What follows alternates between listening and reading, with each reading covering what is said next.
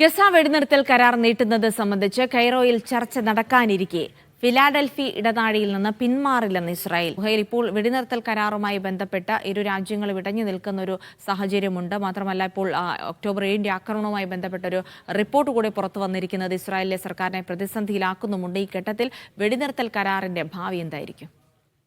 ജിൽസി, ഒന്നാം ഘട്ട വെടിനിർത്തൽ നാളെ അവസാനിക്കുകയാണ്. 42 ദിവസം നീണ്ടുനിന്ന വെടിനിർത്തൽ 33 ബന്ദികളെ ഹമാസ് കൈമാറി കഴിഞ്ഞു. അതേപോലെ തന്നെ ആയിരക്കണക്കിന് ഫലസ്തീനി തടവുകാർ ഇസ്രായേൽ മോചിപ്പിക്കുകയും ചെയ്തു.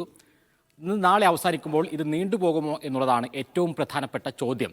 കഴിഞ്ഞ ദിവസം വരെ അതിന് സന്നദ്ധമല്ല എന്ന നിലപാടാണ് ഇസ്രായേൽ പ്രധാനമന്ത്രി ബെന്യാമിൻ നെതന്യാഹു സ്വീകരിച്ചിരുന്നത്. പക്ഷേ കഴിഞ്ഞ രാത്രി ഇസ്രായേൽ പ്രധാനമന്ത്രി ഒരു നിർദ്ദേശം നൽകി കഴിഞ്ഞു. കൈറോയിലാണ് ഇപ്പോൾ രണ്ടാം ഘട്ട വെടിനിർത്തലിനെ കുറിച്ചുള്ള ചർച്ചകൾ നടക്കുന്നത്.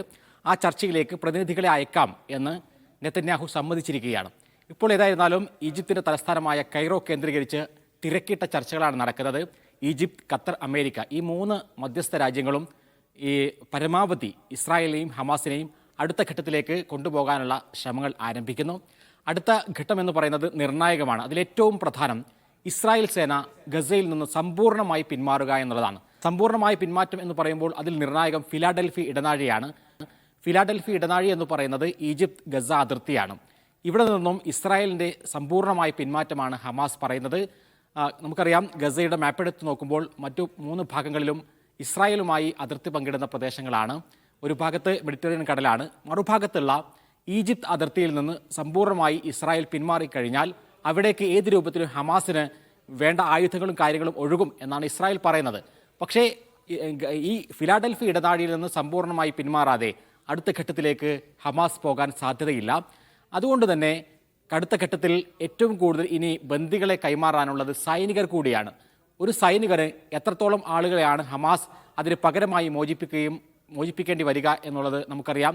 നേരത്തെ ഗിലാദ് ഷാലിത്ത് എന്ന് പറയുന്ന ഒരൊറ്റ സൈനികന് വേണ്ടി ആയിരക്കണക്കിന് ഫലസ്തീൻ തടവുകാരെ വിട്ടയക്കണം എന്ന നിലപാട് ഹമാസ് സ്വീകരിച്ചിരുന്നു. അങ്ങനെയാണെങ്കിൽ ഇനി വിട്ടയക്കാനുള്ളതെല്ലാം പൂർണ്ണമായും സൈനികരാണ് കൂടുതലായും ഉള്ളത്. ഈ സൈനികർക്ക് പകരമായി ഫിലാഡൽഫി ഇടനാഴിയിൽ നിന്നുള്ള പിന്മാറ്റം മാത്രമല്ല, നിരവധി ഫലസ്തീൻ തടവുകാരുടെ മോചിപ്പിക്കൽ അടക്കമുള്ള കാര്യങ്ങൾ ഹമാസ് ഉന്നയിക്കാൻ സാധ്യതയുണ്ട്. അതിന് നെതന്യാഹു വഴങ്ങുമോ? വഴങ്ങുന്നില്ല എങ്കിൽ ട്രംപ് ഭരണകൂടം എന്ത് നിലപാടായിരിക്കും സ്വീകരിക്കുക എന്നതെല്ലാം കാത്തിരിക്കുകയാണ്. ഏതായിരുന്നാലും ഇനി ഏകദേശം ഒരു 24 മണിക്കൂർ സമയം മാത്രമേ ഉള്ളൂ കാര്യങ്ങൾ അറിയാൻ.